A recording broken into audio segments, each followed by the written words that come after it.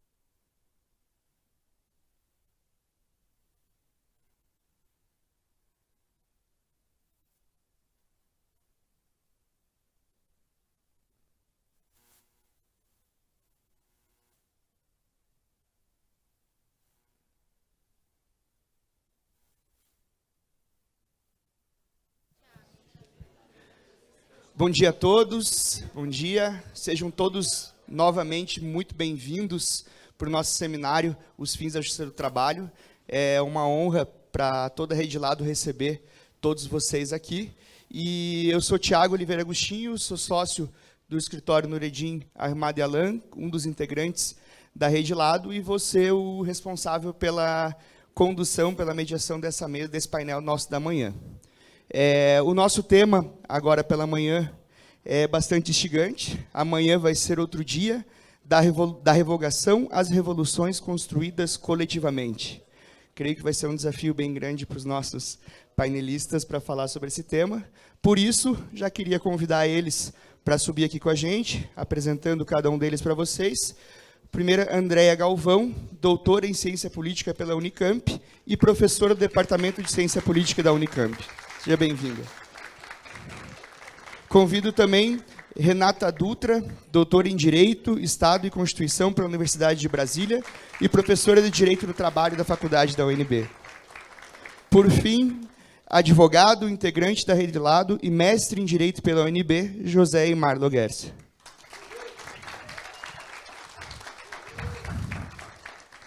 Cada um dos nossos painelistas terá 30 minutos de fala. As falas serão, primeiro, nossas convidadas e, por último, será o Eymar.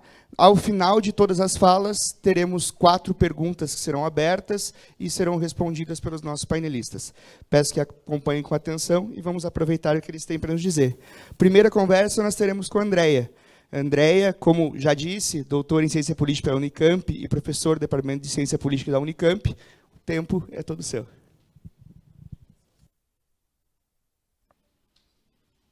Apagar.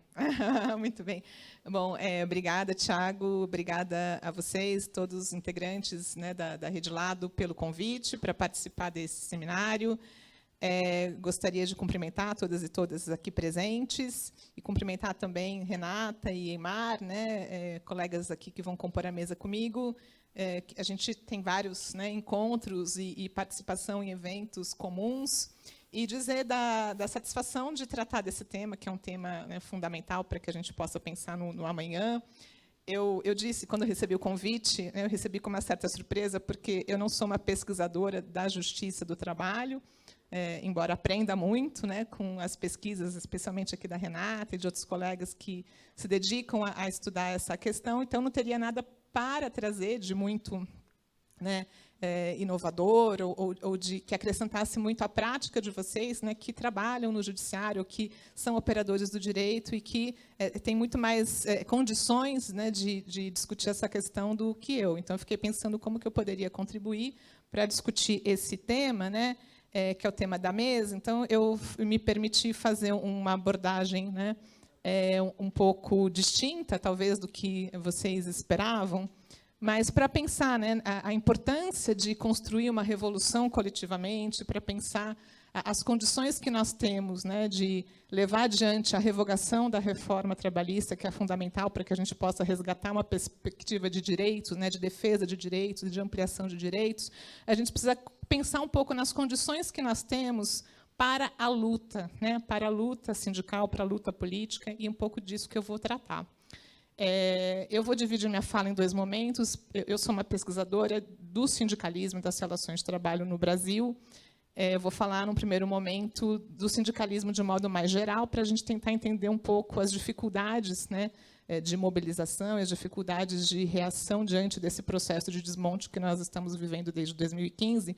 E depois eu vou falar mais especificamente da questão dos trabalhadores precários. Tá?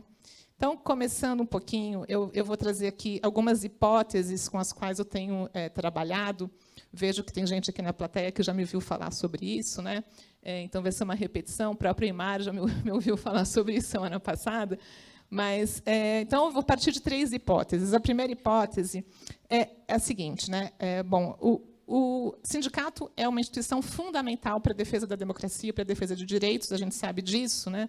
Mas, apesar da sua importância, o sindicalismo está debilitado, né? E essa debilidade tem a ver com esse contexto, né, político e econômico de crise, que vem desde 2015, e que se expressa num processo de desdemocratização, né?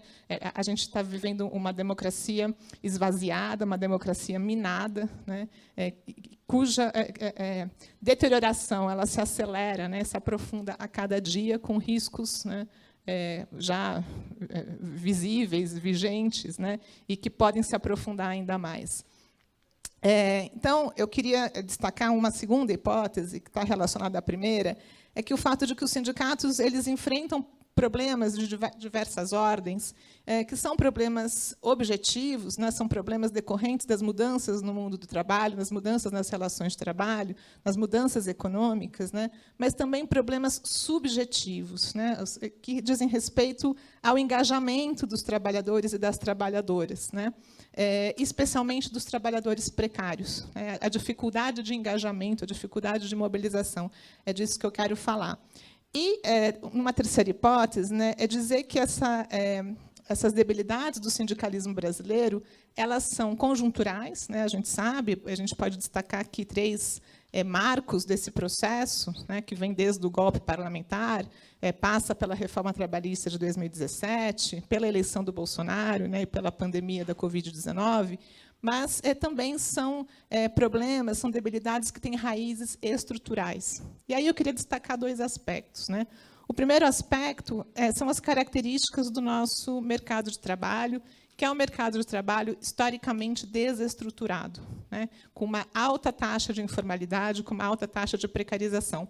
E o segundo aspecto estrutural que eu queria destacar são as características da nossa estrutura sindical. E aí é um tema bastante polêmico, né?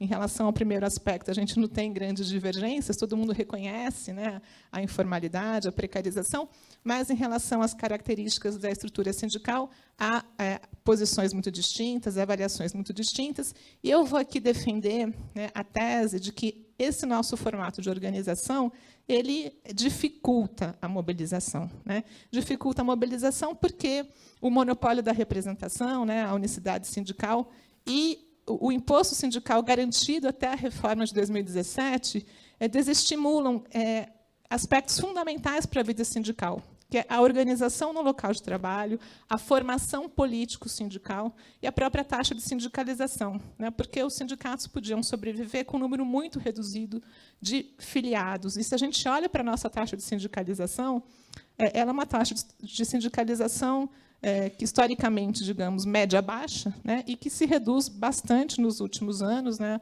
O último dado disponível, que é de 2019, indica uma taxa de 11,2%, né, de trabalhadores sindicalizados. Tá? Então, cadê? Aqui o próximo. Bom, então, para falar um pouquinho desses obstáculos à ação sindical, dar um pouco mais de concretude, né? Um primeiro obstáculo que também está relacionado, né, a esses 2 fatores estruturais, o nosso mercado de trabalho e a característica da estrutura sindical, é que o nosso sindicalismo representa fundamentalmente os trabalhadores, os assalariados formais, né? Tem uma pouca capacidade de organização dos informais, que é justamente o que aumenta, né? O que vem aumentando no mercado de trabalho. Então, o trabalhador precário, o trabalhador informal, que já era, né, historicamente elevado, mas que aumenta desde 2015. Então, essa é uma grande dificuldade. E os trabalhadores precários, informais, né, isso não significa que eles não se mobilizem, que eles não se organizem, que eles não lutem, né? Eles se organizam, mas eles se organizam em outros movimentos sociais que não são os sindicatos. Eles se organizam em movimento por luta, né, por moradia, como o MTST, por exemplo, né, o movimento de luta pela terra, que tem o nome trabalhador, né, o movimento dos trabalhadores sem terra, o movimento dos trabalhadores sem teto, mas eles não se organizam para lutar diretamente por questões relacionadas ao trabalho, né? Então, acho que esse é um desafio. Uma outra questão que eu queria colocar é que, apesar disso, existem sindicatos para representar os trabalhadores precários, mas esses sindicatos, eles geralmente, né, têm uma característica politicamente muito passiva, né? São sindicatos que têm uma atuação muito mais defensiva, muito mais reativa, né, do que uma atuação que se coloque diante dessa perspectiva de defesa e de ampliação de direitos, ou de disputar o conteúdo do direito. Eu queria chamar a atenção para esse aspecto, para a importância da gente disputar o conteúdo e o alcance dos direitos, né? Porque, quando a gente fala de direito de forma genérica, fica muito vago, né? Fica muito abstrato, né? Porque, afinal de contas, o que a gente entende por direito? Acho que esse é um ponto que eu queria discutir. E um outro aspecto, né, é que o desenvolvimento das formas de contratação precária, a proliferação dessas formas de contratação, desde da reforma trabalhista, né, a terceirização irrestrita, autônomo permanente, o teletrabalho, que vai se expandir na pandemia, né, a própria proliferação do trabalho por plataforma digital, tudo isso vai aumentar a fragmentação, né, do mercado de trabalho e da base de representação sindical, tirando mais gente do alcance dos sindicatos, né? E, por fim, isso vai levar a greves por fora dos sindicatos, vai levar à criação de associações que, às vezes, disputam com o sindicato a organização dos trabalhadores. Para trazer aqui um outro indicador, deu um errinho aí, não sei porquê na tabela, mas dá para ver, né? São dados do Diese. A gente pode levantar a hipótese de que o movimento sindical brasileiro ele é bastante ativo no plano econômico corporativo, né? Ele é bastante ativo no que se refere à luta por questões salariais, à luta por questões ligadas diretamente às condições de trabalho, mas tem essa dificuldade de promover mobilizações de natureza mais política, né? Eu vou falar daqui a pouquinho disso, mas eu trouxe alguns dados sobre greves, né? Vou olhar assim para ficar mais fácil. E eu destaquei aí em amarelo, né, os anos em que greve na esfera pública são maiores do que na esfera privada e vice-versa. E, em verde, destacando os anos em que a gente teve um número mais elevado de greves, né, 2013, 2014 e 2016, que é o ano, né, em que tem mais greve nesse período, que vem desde 2011, e que são anos muito diferentes no que se refere às condições econômicas e políticas, né? 2015, 2016 já eram momentos de crise. E depois a gente vê que as greves, em 2019, elas caem pela metade em relação, né, a esse ápice, e 2020 cai ainda mais, a gente tem uma pequena recuperação em 2021. Né? Voltei, né? Porque eu fui para trás. Bom, então, queria destacar esse aspecto, pensar um pouquinho sobre as dificuldades de mobilização em torno de pautas políticas. Eu vou levantar, porque acho que fica mais fácil. Então, primeiro, pensar um pouco que o sindicalismo, como eu estava desenvolvendo aqui, né? O sindicalismo brasileiro ele atua no plano econômico corporativo, ele faz muita negociação coletiva, né?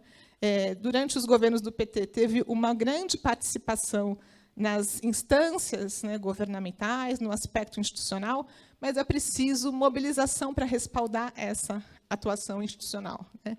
E, quando a gente vê os protestos que aconteceram, e aconteceram vários protestos, se a gente pega de 2015 para cá, vários protestos, né, tanto contra a terceirização, contra a reforma trabalhista, contra a reforma da Previdência, protestos também que tiveram, né, o objetivo de defender a democracia, né, as frentes que se constituíram, Frente Brasil Popular, Frente Povo Sem Medo, que buscavam articular a defesa de direitos à defesa da democracia, mostrando que essas duas coisas elas estão completamente, né, relacionadas, imbricadas. São protestos que envolviam mais as direções dos sindicatos, né, as direções das centrais sindicais, do que a base dos trabalhadores, né. Quando a gente olha para as manifestações contra o impeachment, por exemplo, quem teve um grande protagonismo nessas manifestações não foram os sindicatos, não foram as centrais sindicais. Foi o MST, foi o MTST, foram as mulheres, né. Então, acho que esse é um ponto para a gente destacar. E mesmo os sindicatos filiados às centrais sindicais, os grandes sindicatos, são mais os dirigentes do que a sua base que está presente. Então, a gente poderia levantar aqui algumas hipóteses, né? A gente poderia supor que tem uma divisão de tarefas entre o sindicato, que se ocupa de questões mais econômicas, e as centrais sindicais, que vão fazer essa articulação política. Mas, para a gente contra-argumentar, né, o que observamos, né, ao analisar sindicatos de alguns setores, especialmente setores precários, é que essa pauta política das centrais ela chega pouco em alguns sindicatos. Tem sindicato que não difunde para a sua base essa pauta, que não fala em democracia, que não fala das medidas que o governo aplica, né, busca implementar, não discute de que modo essa política interfere na vida dos trabalhadores da sua base, né. Então, eu queria destacar aqui uma outra hipótese que tem a ver com o impacto do neoliberalismo sobre dirigentes e sobre trabalhadores, que não é nada novo, né? Isso vem dos anos 90. Mas a gente vai observando que, no que se refere, né, a uma identidade de classe trabalhadora, a perspectiva de uma ação, né, mais unificada, inclusive, isso vai sendo minado pelo impacto dessa ideologia neoliberal, que vai fazer com que muitos trabalhadores entendam que a modernização das relações de trabalho, ou a tese da segurança jurídica, todas essas questões que são propagadas pelos defensores da reforma trabalhista, sejam uma necessidade, né, sejam uma necessidade imperiosa ou inevitável, né? E isso vai também contribuir para uma perda de perspectiva de direitos, né? A ideia de que, bom, o mundo do trabalho mudou, não há muito o que fazer, né? Então a gente vai abrir mão de direitos, porque é isso aí, é melhor ter, né, o emprego do que não ter emprego algum, é melhor, né, essa lógica do menos pior, né? É melhor a gente ter um salário, mesmo que não tenha direito associado a esse salário, né? E aí, pensando em algumas outras hipóteses adicionais, para aprofundar um pouco essa análise, a gente pode supor que a Constituição de 88 ela não foi incorporada pela massa de trabalhadores, né? Isso por duas razões.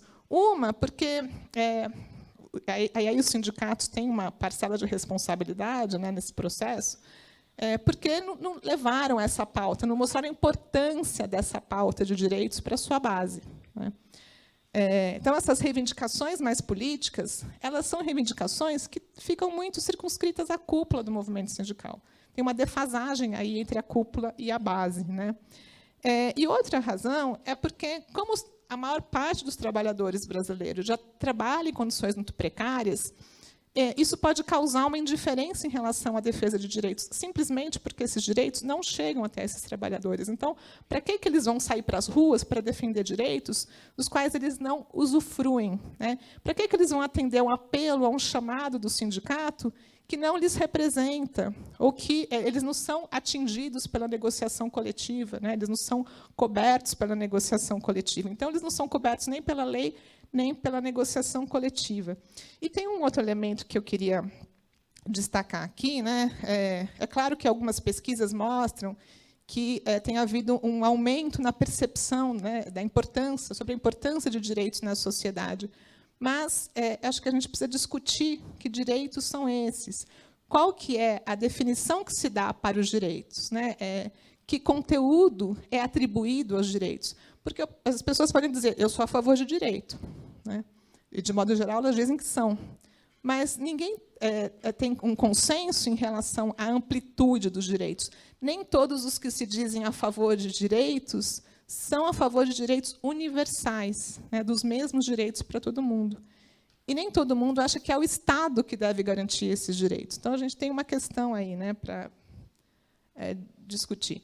Vou passar aqui rapidamente sobre alguns exemplos para tentar também fundamentar essa questão, né, que eu estou tentando sustentar aqui, de que a gente tem uma dificuldade de mobilização política, né? Bom, em relação à reforma trabalhista, a gente tem uma divisão, né? Também naquele momento a gente teve essa divisão do movimento sindical em relação à estratégia a ser defendida, né? Uma parte do movimento sindical apostava na negociação com o governo Temer, né? Uma outra parte se recusava a negociar por considerar que o governo era um governo ilegítimo, então não sentaria à mesa para negociar com aquele governo, né? Então, não teve uma única estratégia do movimento sindical para enfrentar a reforma. E também, como eu disse, não teve uma grande adesão às manifestações, apesar da grande greve geral de abril de 2017. Tá? No caso da Previdência, acho que a resistência à reforma da Previdência ela foi mais bem sucedida. E aí eu queria apresentar uma hipótese, né, que é a seguinte: enquanto os direitos trabalhistas alcançam uma pequena parte da população, né, a gente tem muito mais gente que é beneficiada pela Previdência, pelos direitos previdenciários. Tem famílias inteiras que sobrevivem com a Previdência, né, com a aposentadoria do pai, da avó, né? Então, isso é mais, digamos, tem um enraizamento social. E isso pode fazer com que a reforma da Previdência, a perspectiva de perda de direitos previdenciários, causasse mais comoção e causasse mais engajamento, causasse mais envolvimento, né? Mas é uma hipótese. E uma outra consideração que eu queria fazer também aqui bom, comecei ali apresentando a ideia de que o sindicato é importante, mas está fragilizado, e a gente percebe isso, né, essa fragilização, um pouco a partir dessa dificuldade de mobilização, apesar dos sindicatos terem mostrado a sua importância na pandemia, né? Os sindicatos eles foram fundamentais para a defesa do emprego, para a defesa da renda, para a defesa da vida dos trabalhadores, né? Muitos trabalhadores se aproximaram dos sindicatos nesse contexto, acho que perceberam a importância dos sindicatos, né, e das ações que os sindicatos estavam empreendendo.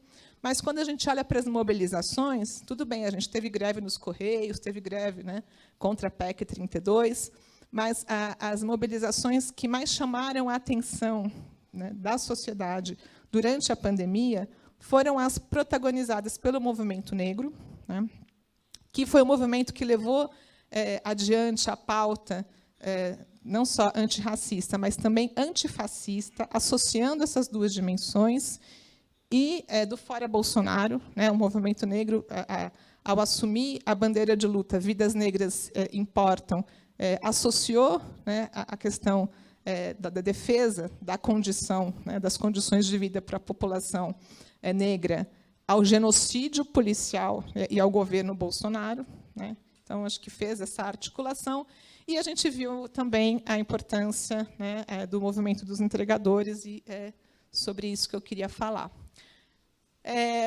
Então, os entregadores, né, eles expressam essa capacidade, né, de organização por fora dos sindicatos, né? Então, eles indicam aí um caso muito interessante de efervescência popular de trabalhadores precários. Eles mostram que os precários podem se organizar de formas muito diferentes, né, porque eles não se organizam exatamente através dos sindicatos, embora, no caso de São Paulo, a gente tenha um sindicato, que é o Sindimoto, que tenta organizar esses trabalhadores, mas ele tem ele enfrenta uma grande resistência por parte dos trabalhadores, que entendem que o sindicato só representa os formais.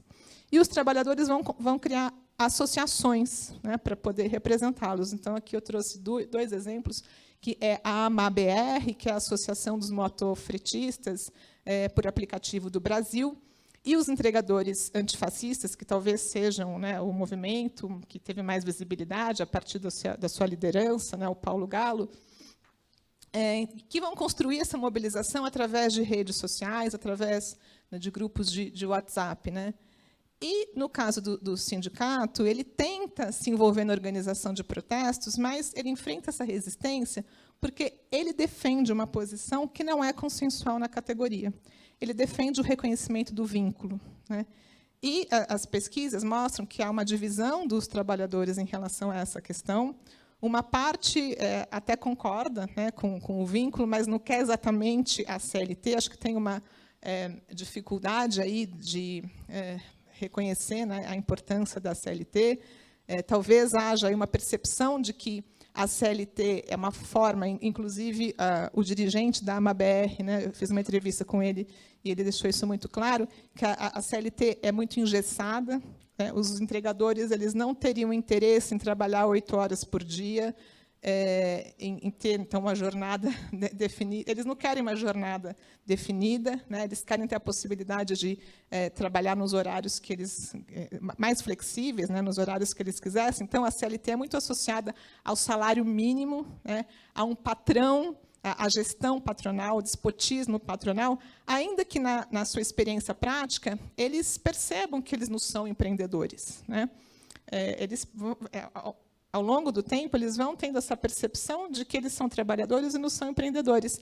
Mas eles querem outro tipo de trabalho, né? Então, uma parte quer que o seu vínculo seja reconhecido como autônomo. E uma parte espera que a solução se dê pelo mercado, né? Não quer nem intervenção estatal.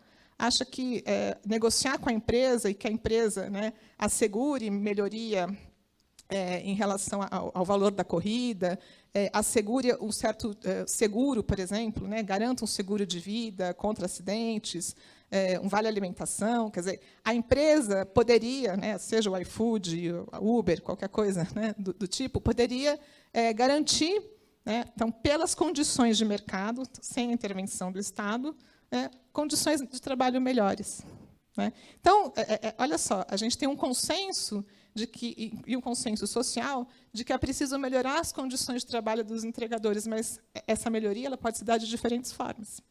Ela pode se dar através do reconhecimento do vínculo, ela pode se dar, portanto, né, através da aplicação de uma legislação que é comum a todos os trabalhadores assalariados, ela pode se dar a partir de uma legislação específica, diferenciada para esses trabalhadores, sejam os entregadores, sejam os trabalhadores de plataforma, de modo geral, ou pelo mercado, né, através de uma lógica do seguro, né? Então, a gente percebe aí que, embora não se possa afirmar, né, que a lógica do empreendedorismo é o que guia, né, todos os trabalhadores, o conjunto dos trabalhadores, né, há uma grande resistência em relação à CLT, e isso indica que há um grande caminho, ainda um longo caminho a percorrer, para que a gente combata efetivamente a lógica do empreendedorismo e da meritocracia. Essa ideia de que eu não preciso do Estado, que eu me garanto, né, pelas minhas próprias habilidades, condições, pelo meu mérito, pela minha competência, né? Bom, embora os BRECs tenham dado visibilidade, né, à condição de trabalho desses trabalhadores, não teve uma melhoria efetiva, né? Não resultou em ganhos, tem projetos de lei em tramitação no parlamento, mas o que a gente percebe de mais imediato é uma tentativa das empresas de cooptar as direções dessas associações, inclusive contornando os sindicatos. Mas eu então, já tenho 5 minutos, vou passar aqui para o final, que não é isso. Vou falar bastante rapidamente de alguns desafios, né, do sindicalismo, então, para a gente pensar nessa capacidade de mobilização, né? Eu entendo que é preciso ampliar a base social dos sindicatos. Os sindicatos precisam ser capazes de representar as chamadas minorias, que não são minorias, né? Então, mulheres, jovens, negros, então, as minorias étnicas, que são justamente aquelas categorias que mais se encontram em trabalho precário, né? Então, tem uma sobreposição aí.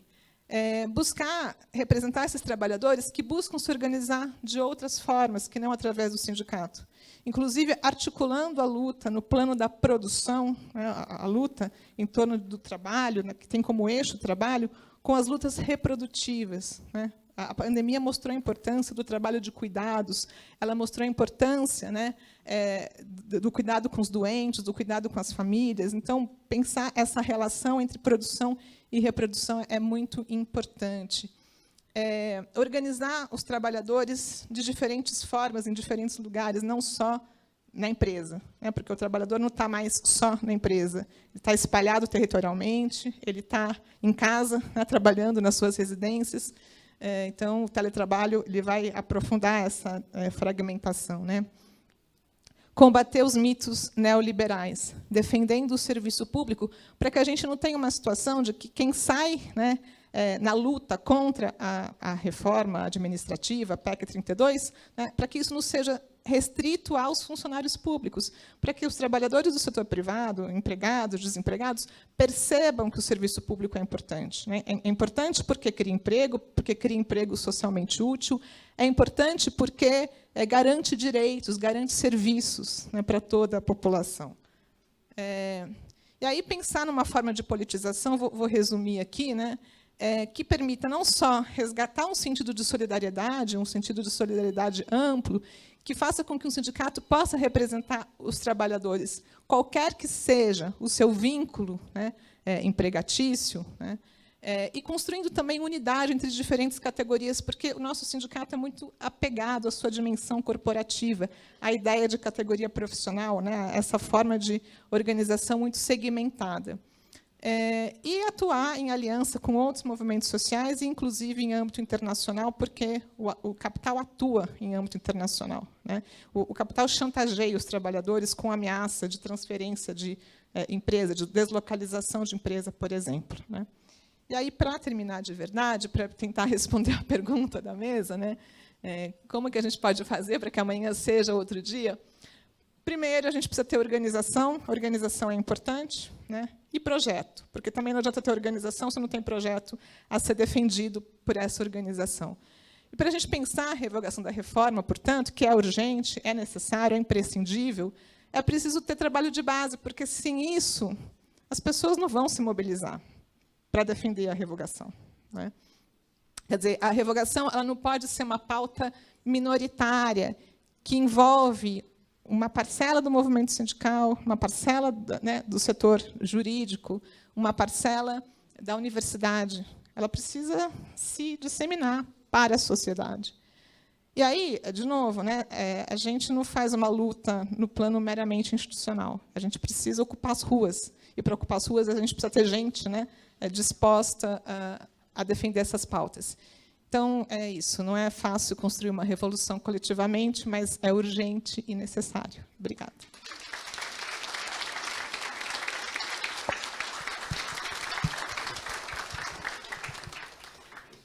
Obrigado, Andréia. Foi excelente e é uma coisa realmente provocativa, né?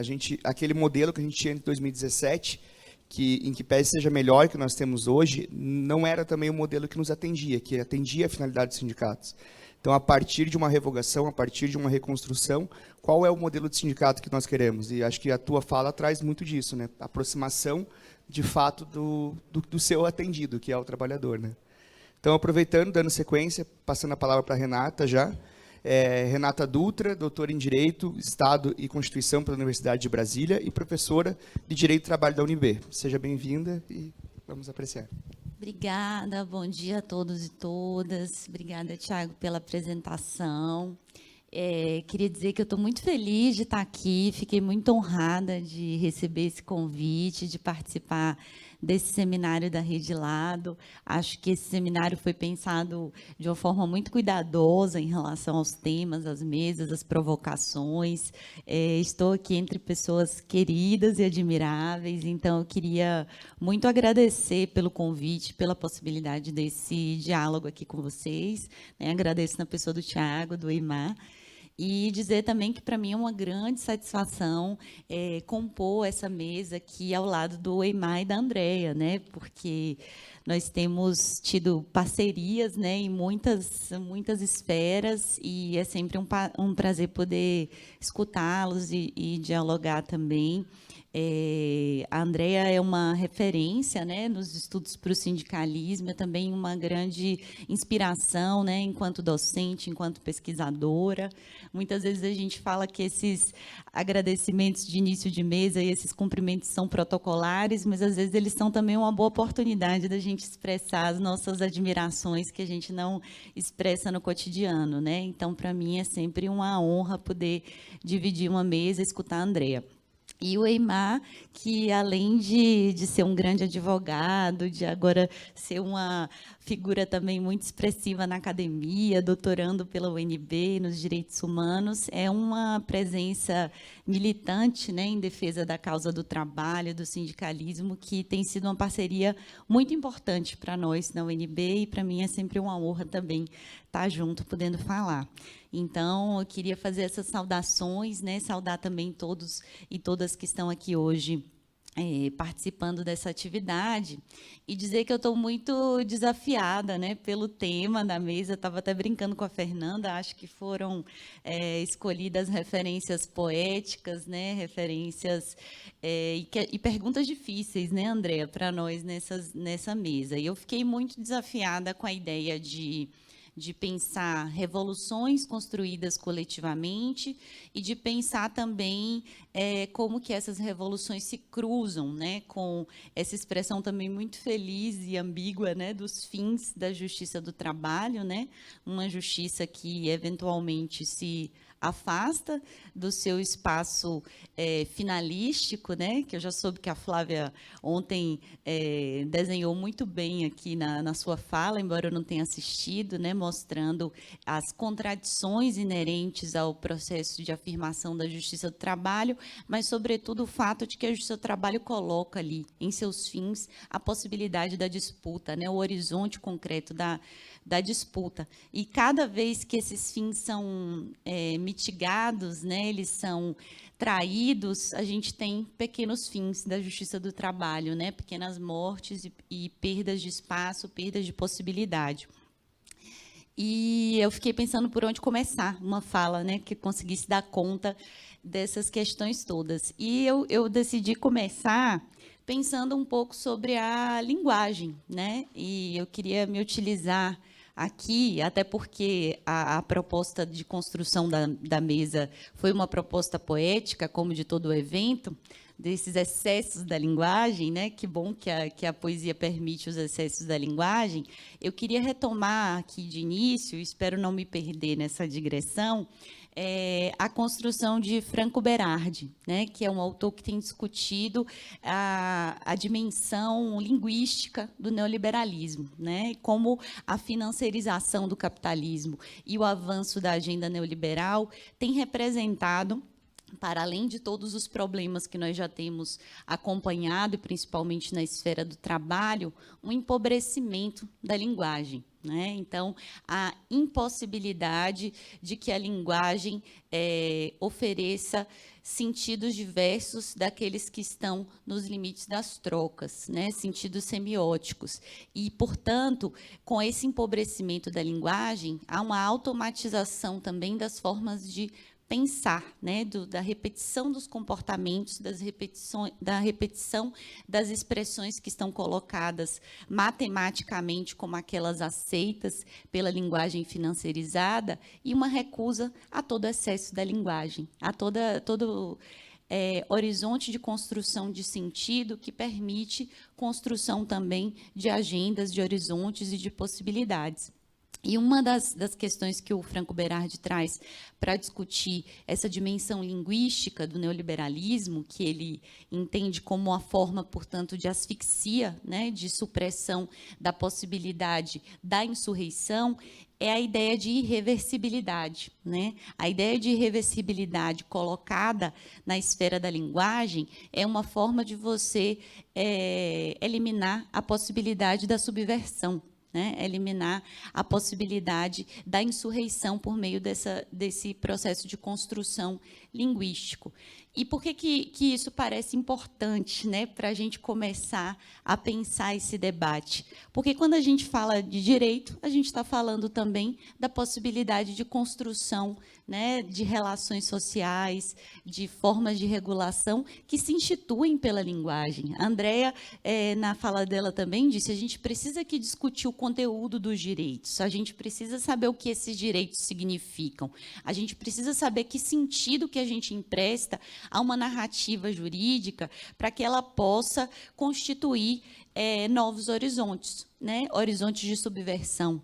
Ou a gente pode simplesmente empobrecer a nossa linguagem em possibilidades de automatismos, de matematizações e suprimir a possibilidade de, através da linguagem, constituir horizontes.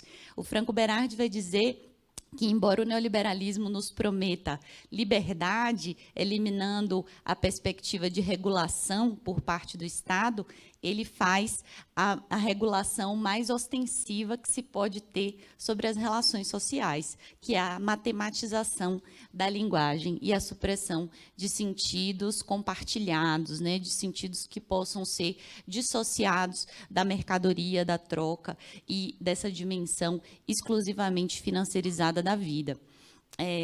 Eu quis trazer essa reflexão inicial porque, além da gente estar pensando o direito, né, e a possibilidade de reversão de sentidos, de reversão normativa que vão implicar construções também textuais, né, sobre esse direito, sobre essa reforma, nós hesitamos até para dizer que palavra vamos usar, é revogar, é revisar, né? A gente pode falar de revogar, e isso não é algo muito escandalosamente utópico na nossa conjuntura política, né? Ou a gente pode falar de algo mais, dizer que a gente vai além de revogar, né? A gente pode utilizar a linguagem ou a gente está dentro de um teto delimitado dessa linguagem para isso. E, para além da questão do texto normativo e dessa disputa no plano institucional do que pode acontecer em termos de revisão, revogação, superação, né, ultrapasse dessas reformas de austeridade, a gente tem também a constituição de um discurso jurídico que ele vai muito além do que o texto normativo, né? Então, a discussão sobre reformas de austeridade no Brasil, ela não vai partir do pressuposto do texto da lei, da revogação ou da revisão, até porque o Supremo Tribunal Federal começou a fazer a reforma com um discurso jurídico incorporado ali da austeridade dentro daquela instituição, sem base legal nenhuma, né? E fez e antecipou muito. Então, o que nos coloca diante dessa construção linguística que é o direito, por meio da jurisprudência também? Vamos revogar, e daí? O que acontece depois? Né? Como é que vai ser lida essa norma pelas nossas cortes constitucionais? Né? Como é que vai ser lida pela Justiça do Trabalho, que cada vez mais tem acompanhado os entendimentos do Supremo e tem se aproximado desse perfil conservador, principalmente na cúpula, mas também na primeira instância, né? Isso sendo colocado de uma forma difusa. E, por fim, como que a gente coloca a partir da perspectiva do discurso também da Justiça do Trabalho, como que a gente pode pensar a possibilidade de se constituírem outras narrativas para o trabalho, de se constituir um horizonte, né, de contestação do neoliberalismo, de contestação dessa regulação mercantil do trabalho, se a veiculação dessas pautas, né, a veiculação desse sentido, por meio, sobretudo, dos movimentos grevistas, tem sido deslegitimado enquanto linguagem pela própria Justiça do Trabalho, né? Porque quando a gente chega no espaço da construção da greve e da possibilidade da greve trazer uma contestação à austeridade, às privatizações, às reformas trabalhista, previdenciária, como a Andrea trouxe aqui, que foram movimentos com alguma dificuldade de mobilização, mas que se concretizam, como que a Justiça do Trabalho responde, né, com a sua linguagem a esses eventos? Responde com autoritarismo, né? Responde enquadrando esses movimentos paredistas como políticos e dizendo que, porque políticos, são greves abusivas. Né? Responde utilizando o Instituto do Interdito Proibitório, olha que excesso de linguagem, para tratar o direito de greve. Né? Responde atribuindo competência para juiz de primeiro grau julgar habeas corpus de fura-greve em favor do movimento grevista. Né? Responde com a escalada que nós vimos acontecer esse ano, principalmente em relação às greves em atividades essenciais, determinando prisão de diretoria de sindicato porque descumpriu o mínimo de funcionamento para as atividades essenciais. Essa jurisprudência que se constitui ali na Justiça do Trabalho, enquanto instituição regente de relações democráticas de trabalho na esfera coletiva, mas que se coloca interditando a possibilidade de a greve ser uma linguagem para discutir os horizontes regulatórios, é uma negação do processo democrático que a Justiça do Trabalho supostamente deveria estar, e é uma matematização também dessa própria linguagem, né, da própria linguagem da Justiça do Trabalho.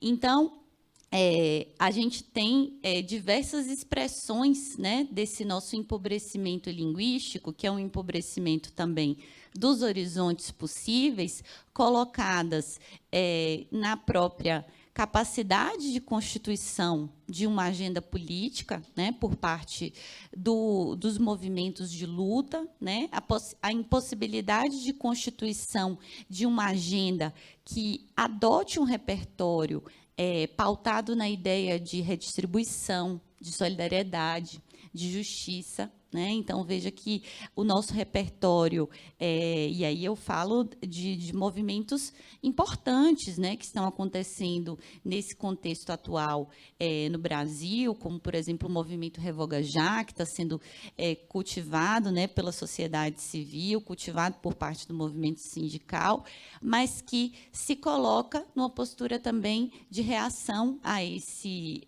processo de austeridade. Né? Então, qual o espaço de constituição de novos horizontes, para além dessa perspectiva também da revogação?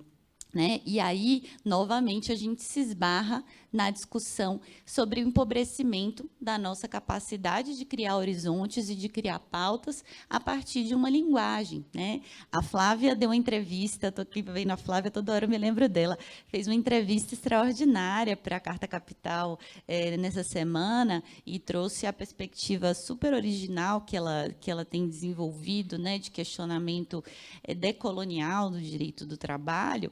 Mas o que isso nos coloca também, enquanto desafio, e a Andrea também expressou isso aqui na fala dela muito bem, é que revogar não basta. Né? Se a gente volta para esse cenário de 2017, de 2016, nós temos um horizonte ali em que você tem uma discriminação racial, estrutural no nosso mercado de trabalho, né? As pessoas negras colocadas principalmente na informalidade, em posições subalternas, em contratos precários.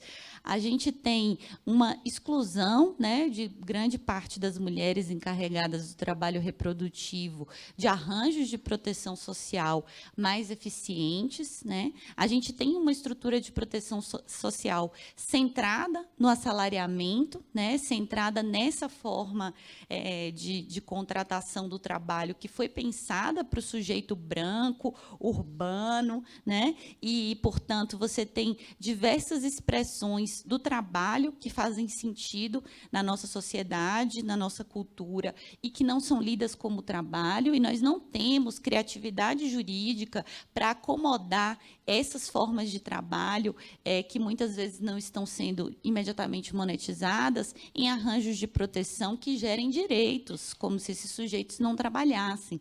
Né? Então, por exemplo, a gente pensar no trabalho exercido nas comunidades quilombolas, né? No trabalho de reprodução cultural, no trabalho de reprodução da própria vida que está acontecendo ali, de cultivo, de alimentação, enfim. Por que que isso não é visto como trabalho, né? E por que que a gente não tem estruturas a partir da chave do trabalho para gerar esse tipo de proteção, né? E aí a gente pode falar de diversas outras expressões da vida e da economia no Brasil que não são traduzidas por uma arquitetura de proteção social. Nos falta também a linguagem, né, para acomodar isso, né? O professor Dari Krain recentemente tem pensado muito sobre esse assunto no âmbito da REMI e tem avançado com propostas muito interessantes que é difícil a gente ver sendo veiculada nos espaços de discussão sobre a regulação do trabalho, né? Então,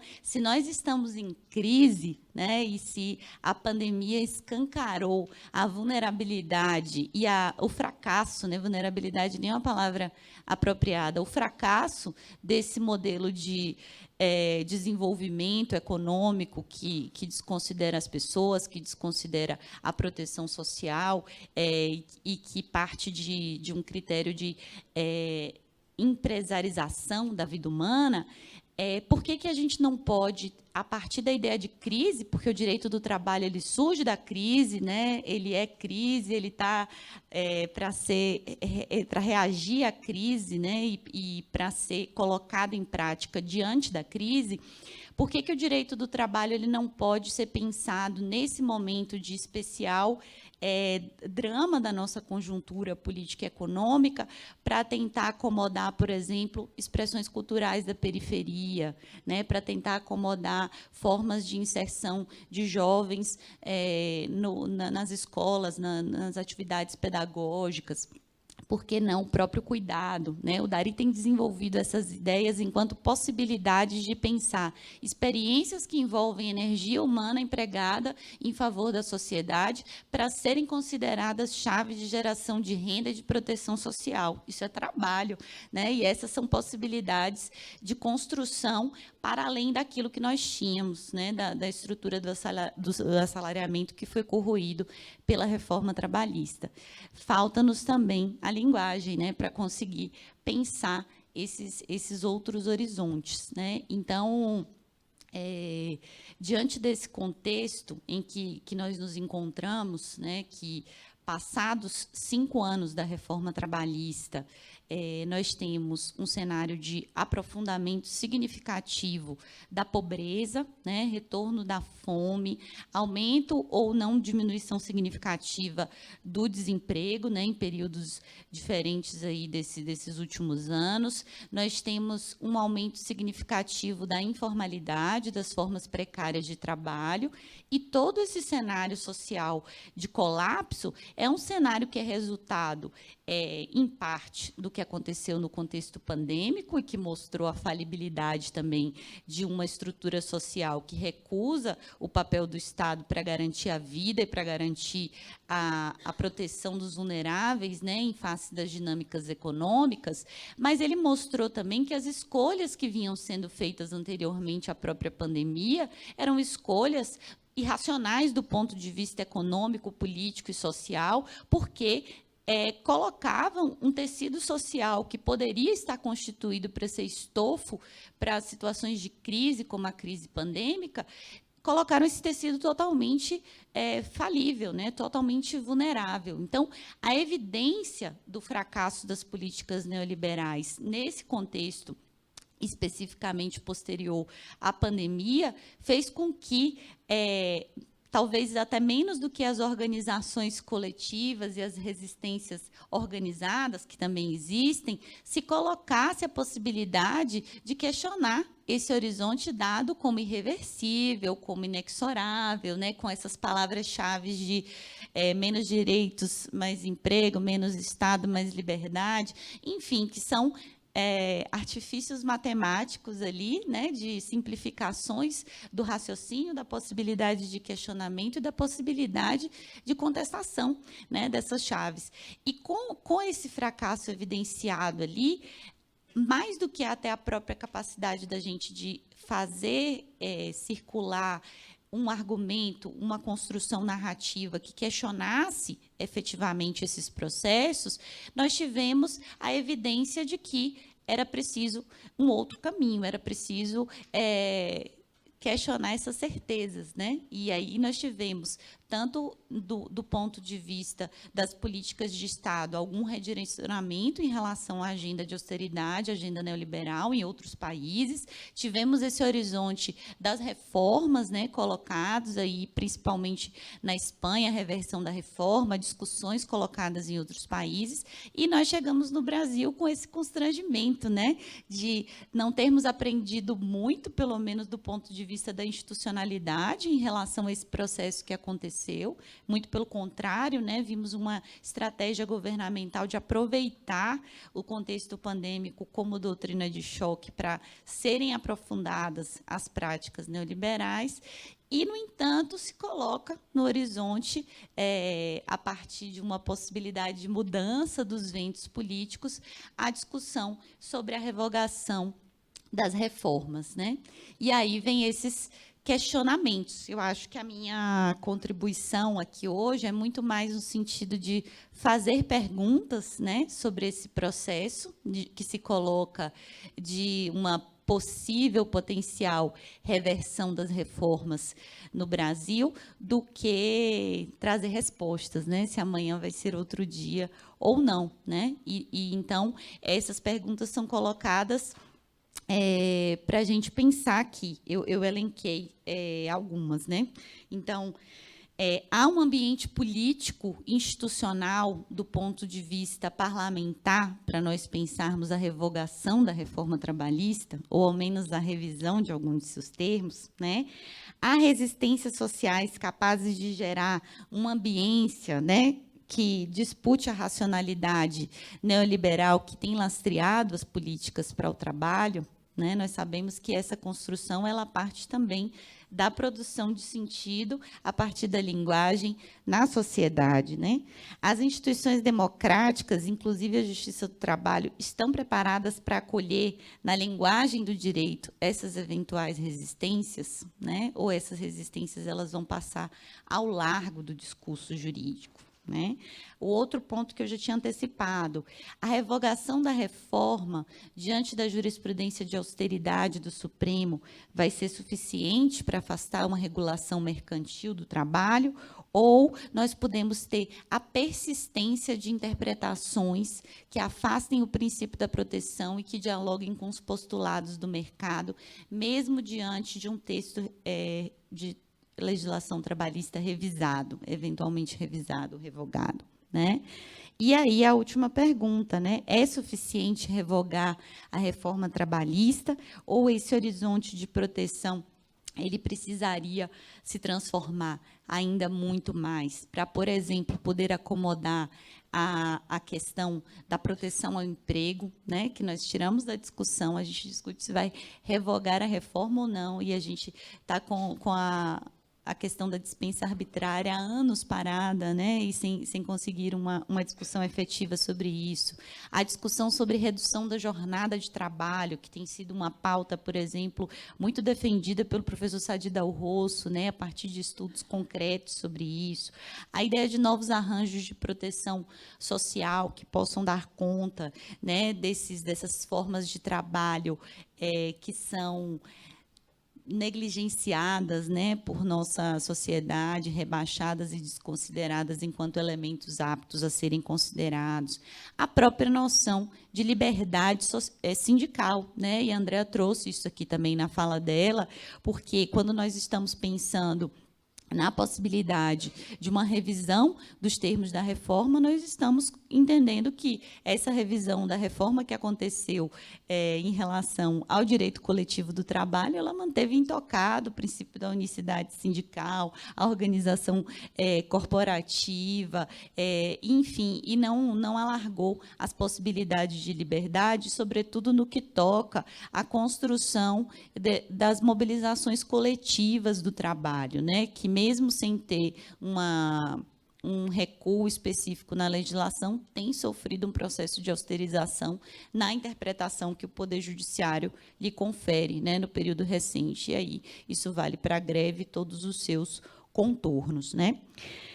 E, por fim, para eu não ultrapassar meu tempo, eu queria trazer essa ideia, né, de que...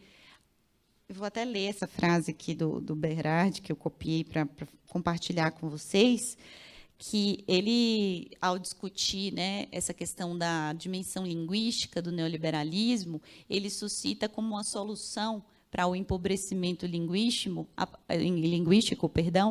a poesia, né? A poesia como o excesso da linguagem e a poesia como a moratória da dívida, né? Se o empobrecimento da linguagem é aquilo que o neoliberalismo nos impõe, a poesia seria a moratória da dívida com seus excessos. E a poesia teria a possibilidade de construir pontes de ilusão compartilhada sobre o abismo da ausência de sentido. É a partir dessa percepção que ele fala que podem ser construídos castelos de linguagem como história, revolução e comunidade, né? Então, eu fiquei muito reportada a esse texto, a partir das palavras que vocês escolheram para estar na chamada para essa mesa, mas, com isso, quero dizer que os nossos desafios eles são muito maiores, né? Eles estão no campo, inclusive, da nossa capacidade não só de imaginar, compartilhar coletivamente novos imaginários, verbalizá-los, né?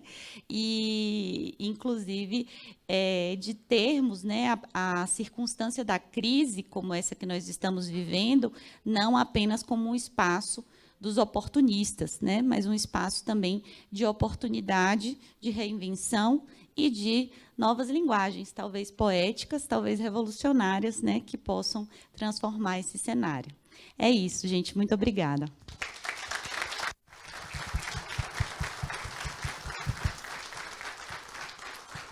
Muito obrigado, Renata. Realmente muito boa fala. E aproveitando até a conclusão da fala da Renata, divulgar aqui o livro dela, Direito do Trabalho, uma introdução político-jurídica, está ali na antessala. Eu acho que, a partir da exposição dela, acho que instiga todo mundo a querer um pouco mais, né? Então, tenha a oportunidade. E dando continuidade, já passo diretamente aqui a palavra para o José Eymar Loguercio. Eu falei para ele, eu acho que é a primeira vez que eu chamo ele de José. Advogado, integrante da Rede Lado, mestre em Direito pela UNB, que vai dar continuidade ao nosso painel.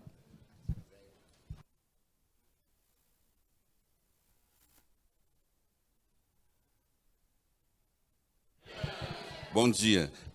Ontem foi inaugurado aqui o Bom Dia, né? E boa tarde depois.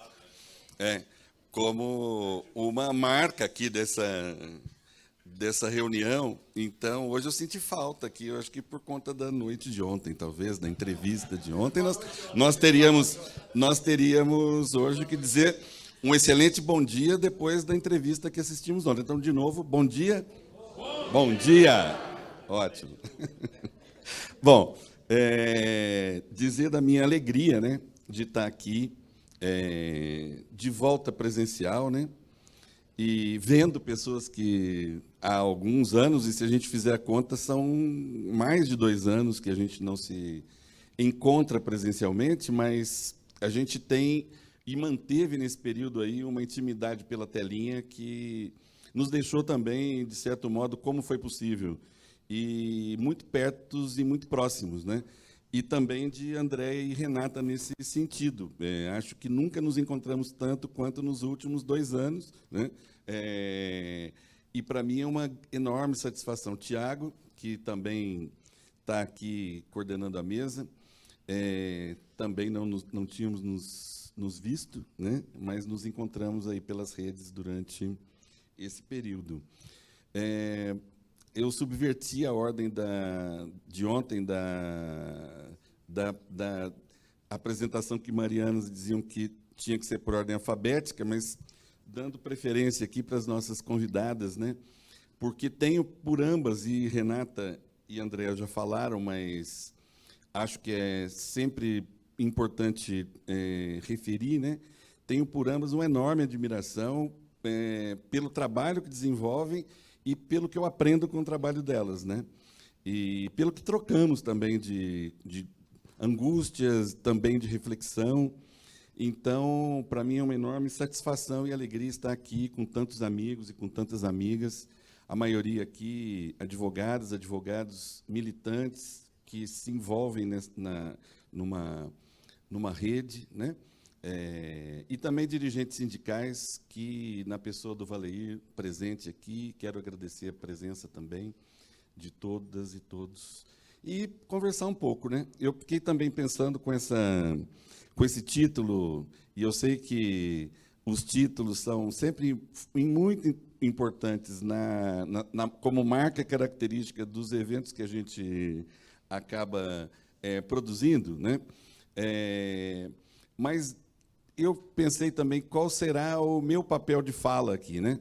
Diante do que eu ouvi ontem, e do que já ouvi até agora, e do que ouvirei na parte da tarde. Então, aí pensando um pouco, amanhã vai ser outro dia, eu fiquei imaginando que eu tenho que pensar um pouquinho no ontem, né?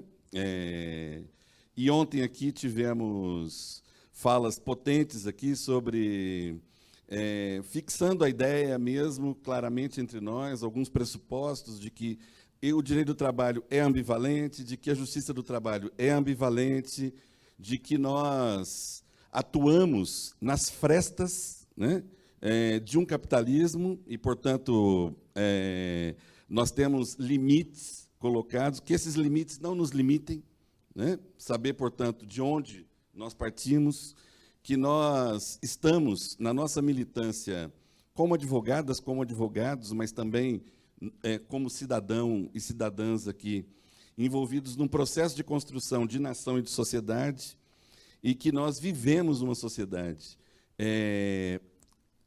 que não é democrática. Nós vivemos numa sociedade autoritária, e nós nos demos muito conta disso muito recentemente, embora a história tenha tentado nos lembrar disso em muitos outros momentos, né? De que não é só um Estado patriarcal, não é só um Estado autoritário, mas que a nossa sociedade, né, constituída na história do Brasil, de um Brasil que foi colônia, né, num Brasil que, ao se republicanizar, não se republicanizou, né, de um país que tem as suas marcas e os seus marcadores históricos de racialidade, em especial de racialidade, muito fortes. E eu me dei conta disso, inclusive, a partir do momento que entro também no curso lá de Direitos Humanos, no doutorado de Direitos Humanos na UNB, né, e faço uma disciplina com um professor, que é o professor Mário Teodoro, que é um grande professor, um grande economista, um doutor, pós-doutor, negro, né, e que acaba de publicar um livro chamado exatamente Sociedade Desigual, e a nossa disciplina é Sociedade Desigual, onde a maioria esmagadora de mestrandas e mestrandos, doutorandas e doutorandos dessa disciplina são negras e negros. Eu e mais um colega brancos, né, na disciplina. E ela é um enorme aprendizado para mim, inclusive de autoras e autoras, por exemplo. A maioria de nós aqui, os especialistas em direito sindical, sempre falam em Oliveira Viana, na construção do Brasil, e todos os construtores do Brasil. Manuel Bonfim. Quantos aqui leram Manuel Bonfim? Manuel Bonfim é um autor sensacional do início do século passado, né, que se contrapunha à ideia de que um dos atrasos do Brasil era exatamente a questão das raças negras, dos índios, né? E tem escritos interessantíssimos sobre a formação do conceito de nação no Brasil, né? Um período em que o Brasil se formou como nação, quer dizer, as primeiras décadas, né? Além de outras tantas questões que eu fui me deparando ali, né? Inclusive para pensar isso aqui, quer dizer, revogação e revoluções construídas coletivamente. Revogação, e aqui ouvindo especialmente quando a Renata fala, ela faz sentido para 70% da população brasileira? Talvez não, porque eles já não foram nunca incluídos no sistema de proteção social da CLT, tendo em vista aquilo que também a Andréa disse aqui, né, de uma característica do nosso mercado de trabalho, que é a característica da marginalidade, a característica da informalidade persistente, né? As pesquisas do DIEES indicam o número de trabalhadores, de fato, inseridos no contexto de uma CLT, né? E, portanto, e o sentido de revolução? Também, será que faz sentido falarmos hoje em revolução? Quer dizer, as grandes mudanças, especialmente para a fixação do direito social, elas vieram de revoluções, né? As grandes declarações de direito vieram de revoluções, né? Elas não foram produzidas por gosto apenas. Já falamos ontem aqui, né, do mito da outorga, que precisa ser desmistificado. Acho que é bastante desmistificado na historiografia, na sociologia do trabalho, mas no direito ainda é uma marca, como se realmente, né, eu acompanhei, por exemplo, o primeiro presidente da CUT, quando fez a primeira visita no TST, que foi o Jair Meneghelli ainda, e, ao recebê-los, os ministros disseram: que excelente que o senhor tenha vindo para aprender conosco, né? No que, à época, o ministro Orlando Teixeira disse, em contraposição aos ministros que disseram isso: não, mas ele veio aqui para que nós aprendêssemos com ele, né? Para mostrar que, digamos assim, ainda, né, nas frestas, digamos assim, dessa justiça, há sempre essas possibilidades de resistência e também de discurso oficial, de legitimador, ou de tentativa de legitimação. Então, pensando no ontem também, né, foi falado aqui sobre uma questão onde eu quero me colocar, né, que é no situacional e no estratégico, né? E eu acho que é disso que nós precisamos falar. Quer dizer, nós não vivemos sem essas utopias. Podemos esquecer. Se nós não pensarmos na utopia como possibilidade de futuro, como possibilidade de amanhã, o amanhã sempre virá. Ele será outro dia, né? Isso não tem dúvida, é uma certeza. Amanhã será outro dia, né? O tanto que ele vai carregar de potência do hoje é outra história, o tanto que nós podemos fazer por ele, idem. Então, eu queria aproveitar meu tempo aqui para, nessa onda de falar do amanhã, do hoje, e das possibilidades de revogação e de revoluções, né, de falar um pouquinho também na pegada que ontem o Hugo fez aqui, de fazer uma trajetória, né, das nossas micro-histórias aqui, né? Então, eu sou de uma geração que cantava Amanhã Vai Ser Outro Dia, na perspectiva de saída de uma ditadura militar para um novo amanhã, de fato, né? Então, eu sou da geração que, nos anos 80, estava ali, como muitos colegas que vejo aqui, como muitos que formamos o início dessa rede, né? Iniciei a trabalhar num sindicato de metalúrgicos de Campinas em novembro de 1984, né? Foi ali que eu comecei a minha trajetória como pessoa e como profissional, né? Nunca mais saí desse universo do direito do trabalho e do direito sindical, né? Mas que sindicato que eu encontrei na época? O novo sindicalismo, absolutamente criativo, né, que ia para a porta de fábrica todo dia, porque tinha fábrica, nós tínhamos indústria, né, nós tínhamos um projeto de indústria, apesar de tudo, apesar da ditadura, né, nós tivemos um projeto de industrialização, né, e uma sociedade industrial que empregou, né, que redistribuiu de alguma forma, mas que também oprimiu, que também levou muita gente para a cadeia e para a morte. Então, quero falar, como nós estamos falando coletivamente aqui, da experiência sobre justiça e direito coletivo, né, a partir dessas questões.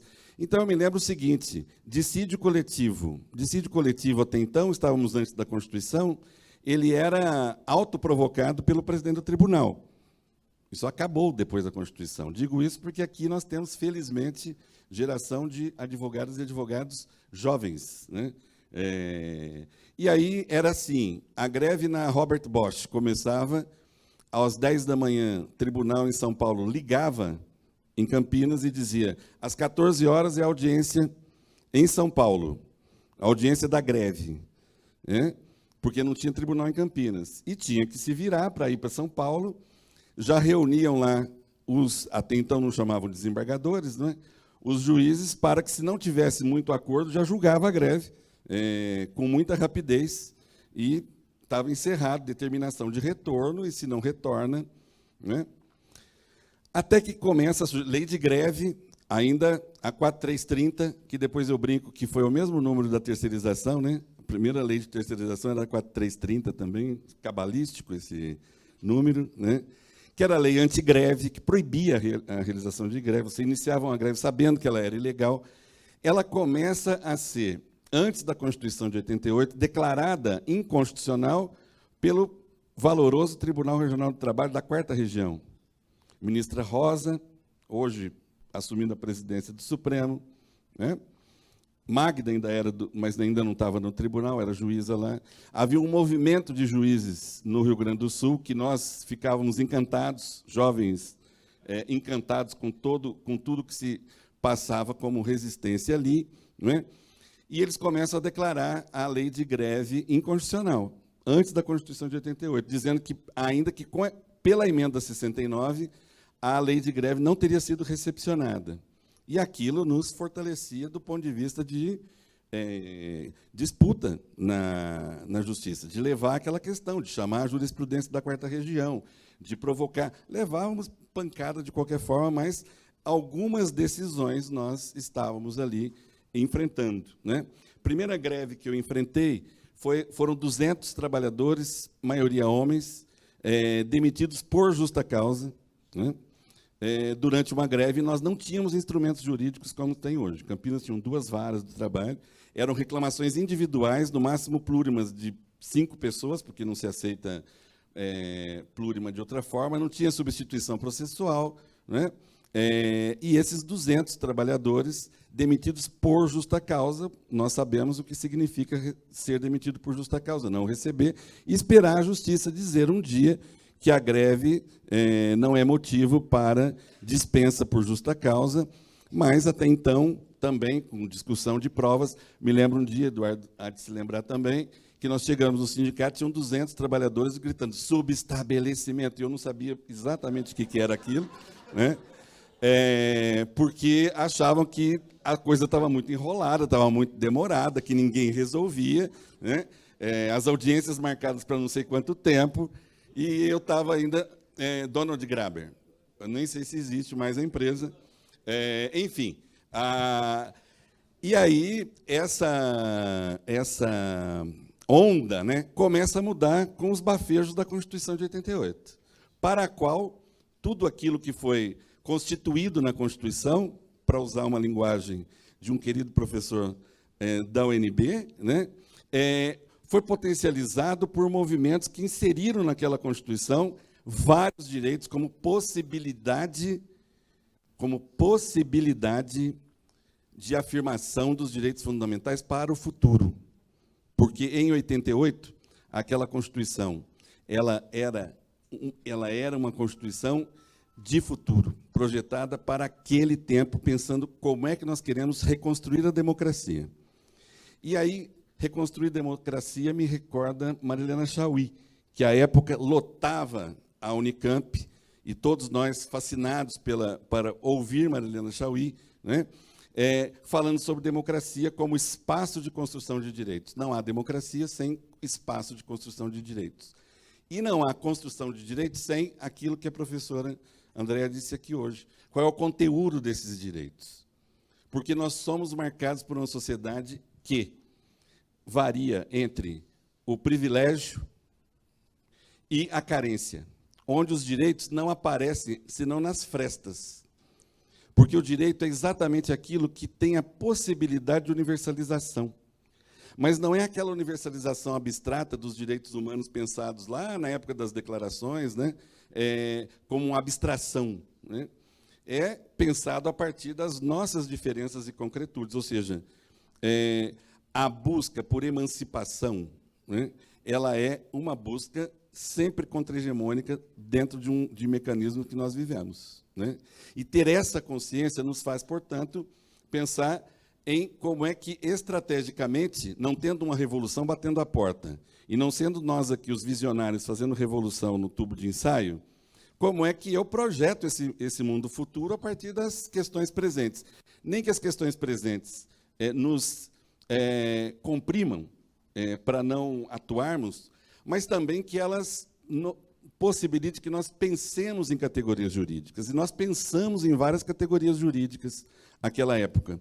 Estou falando isso, é pouco tempo, mas porque quero nos provocar aqui, a partir da fala, inclusive, de todos que nos antecederam aqui, a pensar quais são as categorias jurídicas que nós aqui podemos imaginar e pensar para construir esse futuro. Que categorias jurídicas são essas? O contrato individual de trabalho ele não surgiu, né, até como um elemento libertador, não, ao contrário, né? Ele foi, de certo modo, ao seu tempo, uma forma opressiva também. Mas ele foi, ao mesmo tempo, assimilado como uma possibilidade de que aqueles trabalhadores, num processo democrático de aquisição de direitos progressivos, fossem, então, incorporando pautas novas, né, numa sociedade inclusiva. O que o neoliberalismo faz? Ele corta essa possibilidade exatamente pela negação da possibilidade do reconhecimento da ação coletiva. Da solidariedade potente, da solidariedade que se projeta nas possibilidades de organização, seja ela por assalariados ou não assalariados, não importa, né? E cria, para nós, um outro conceito jurídico que o Supremo foi mestre em criar, que é o da solidariedade negativa. Quer dizer, quem é que o sindicato serve para quê? Ele serve para administrar as crises econômicas e, portanto, ele serve para desconstruir, né, direitos e para administrar essas crises. Isso é recorrente na jurisprudência que foi projetada durante todos esses anos, sem muita variação, sobre direito de greve. A Constituição é de 1988, e em 1989 nós temos uma lei de greve, né? Quem se lembra, alguns aqui podem se lembrar, do ministro Gaúcho, com o chapéu na mesa, falando da onda de greves que tivemos em 89, e aí surge a lei de greve e, juridicamente, criam uma figura sensacional. A Constituição assegura o direito de greve, não importando nem motivo, porque quem escolhe o motivo são os trabalhadores, está escrito, é texto normativo positivado, né? Mas a lei de greve cria uma figura e diz lá, bom, os abusos serão verificados. A discussão do abuso de direito posto lá leva uma lei de greve que faz uma diferença entre abuso material e abuso formal. E diz, olha, tem uma abusividade porque não comunicou, porque isso, porque aquilo, e cria engenhosamente uma lei que limita o exercício do direito de greve e que é aplicada desde então, né, como forma de regular o exercício do direito de greve. Mas não foi suficiente, porque, depois da Constituição de 88, os presidentes de tribunais não podem mais promover o dissídio coletivo autoprovocado, né? Precisa ser provocado. Então, se começa a utilização de dissídios de greve para regular a greve. Alguns casos dá certo, alguns casos não dá certo, e aí eles criam uma terceira situação, o empresariado, que é o interdito proibitório, né? O interdito proibitório não tem nada a ver com o interdito proibitório, não é uma ação possessória, mas eles começam na justiça comum. E aí nós levamos anos discutindo isso, até o Supremo, né, Até que o Supremo diz não. E, realmente, o que querem discutir é greve. E a competência é da Justiça do Trabalho. Né? E nós achando que a Justiça do Trabalho seria menos problemática para o reconhecimento do exercício do direito de greve, porque na Justiça Comum bastava chegar ao pedido de interdito, no mesmo dia havia concessão de liminar. Não se proibia a greve, mas se estabeleciam condições de funcionamento. Não sei quanto de distância, o piquete não pode ser isso, não pode fazer aquilo, não pode fechar, não pode tal, multa, descumpre, multa é descumprimento de ordem judicial, prende o dirigente. Isso começa na Justiça Comum. Eu me lembro que o único ministro no Supremo que tratou da questão jurídica da abusividade foi Peluso, que fez uma referência que até hoje é muito pouco explorada, que é dizer assim, olha, mas veja, na lição dos nossos civilistas portugueses, para falar em abuso de direito, eu tenho que saber qual é a natureza desse direito. Sobretudo se é um direito fundamental, qual é o núcleo que aquele direito protege. Para eu falar em abuso, eu tenho que saber, portanto, qual é o que é a greve, senão o direito de parar e causar prejuízo. É isso classicamente. Portanto, não faz nenhum sentido, né, falar em abusividade de um direito que assegura a autodefesa e a autotutela. É a única, na Constituição, reconhecimento de direito de autodefesa e autotutela. Há uns estudos interessantes hoje sobre essa questão da autodefesa e da autotutela, inclusive na discussão racial. A Judith Butler tem um livro recente tratando dessa questão, numa perspectiva completamente diferente, mas dá um bom samba na discussão do direito de greve e da organização coletiva do trabalho. Né? Bom, vem para a Justiça do Trabalho, e essa Justiça do Trabalho também começa a imediatamente reconhecer os interditos e liminares. Bom, mas a gente começa a questionar se interdito é direito de posse, papapá, surge uma outra onda. Não mais interdito proibitório. Faça uma ação qualquer, né? Para declaração de abusividade, para assegurar... Bom, e ninguém questiona o seguinte, qual é o direito subjetivo do empregador ou da empresa para ir à justiça pedir uma proteção para os trabalhadores que não querem fazer greve, porque a questão é essa. Qual é o direito subjetivo do não grevista? Existe?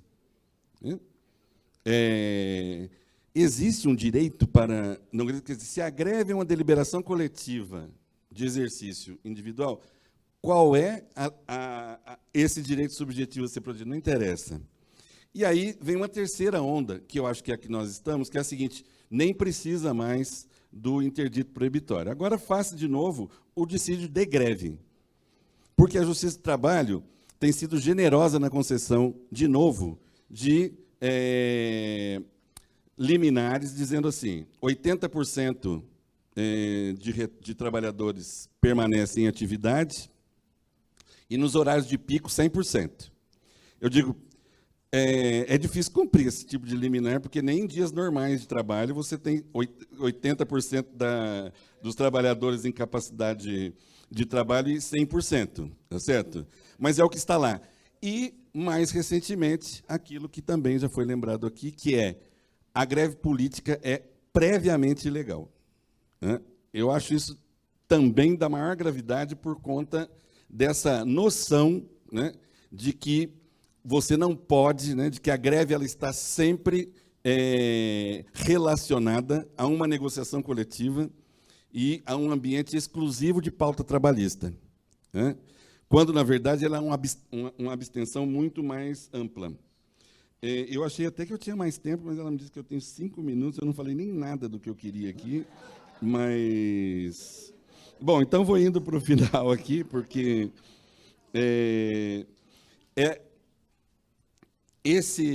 eu concordo integralmente com as duas falas aqui, na questão da necessidade do alargamento da compreensão do trabalho. Por outro lado, eu também me preocupo com o seguinte: nós temos uma geração, e nós todos, não é só geração, mas essa captura do neoliberalismo para a individualidade, o individualismo, o tudo muito hoje, quer dizer, não sei nem se amanhã vai ser outro dia, porque eu não sei nem se eu termino hoje, né? Com a frustração imediata de coisas colocadas. Então, eu falo em revogação, mas não tiver revogação, não valeu nada. Não tem... Quer dizer, a espera das grandes mudanças, ela exige paciência e persistência. E ela exige estratégia do que mudar, que é o que a Espanha vem tentando fazer e com algum sucesso. Eles sabem e sabiam que não haveria a menor possibilidade política, no contexto que nós temos, de 30%, no caso do Brasil aqui, de pessoas que se reconhecem, de alguma forma, ou com algum vírus fascista instalado, né, e movimentado, né, com possibilidade de se fazer uma revogação, e talvez essa revogação não faça sentido para boa parte da nossa população, sem que nós digamos qual o conteúdo futuro do que nós pretendemos incluir como possibilidades de vida para essas pessoas, né? Sobretudo para as pessoas marginalizadas, de periferia, e que os esquemas, digamos assim, jurídicos, são sempre esquemas de sobrevivência e não esquemas de vivências, né? Mas há chaves necessárias para começar a desmontar esse sistema e remontá-lo de alguma forma. Se nós tivéssemos um ambiente revolucionário, talvez pudéssemos acelerar esses movimentos. Mas, na medida em que não estamos em ambiente revolucionário hoje, nós precisamos saber quais são essas chaves, né? E eu penso que há algumas questões aí que já foram colocadas aqui no seminário. As perguntas que a professora Renata trouxe aqui hoje também nos ajuda a refletir sobre isso. Quer dizer, há questões... A professora Andréa fala aqui da necessidade do alargamento da representação. Quer dizer, é preciso pensar no trabalho e numa categoria jurídica de trabalho protegido que não seja exclusivamente a do assalariamento. Aí já se falou em outras experiências aí do não assalariado dependente como também um conceito usado. Ele também é um conceito interessante para ser trabalhado, como todos os outros conceitos de já recebi a bomba. Todos os outros conceitos, né, relacionados a formas cooperativas, que não sejam cooperativas de sobrevivência, né? Porque eu acho que essa é uma questão também fundamental. E todas elas estão no campo de uma questão que volta no coletivo, que é a solidariedade potente, quer dizer, aquela que não está restrita aos nossos próprios, né? Ao nosso universozinho de bolhas, quer dizer, a solidariedade potente, que fala Boaventura de Souza Santos, é aquela que vai além dos nossos iguais, né? E eu acho que essa é uma experiência que talvez o trauma, né, do nosso momento recente nos leve a nos organizarmos coletivamente para essa virada. E aí eu termino com uma frasezinha que eu gostei também, que está na letra, para terminar com música, né, do Leonard Cohen, né, que é o hino, né, que diz mais ou menos assim: há uma fresta em tudo, é assim que a luz entra. E nós somos os mestres das frestas, né? A advocacia trabalhista, especialmente a sindical, ela sabe lidar com as frestas, mas para que elas sejam reconhecidas, nós precisamos ter, de fato, a mirada no futuro. Quer dizer, que projeto de futuro, que conteúdo de direitos essa democracia exige que nós recomponhamos. Então, agradeço e termino.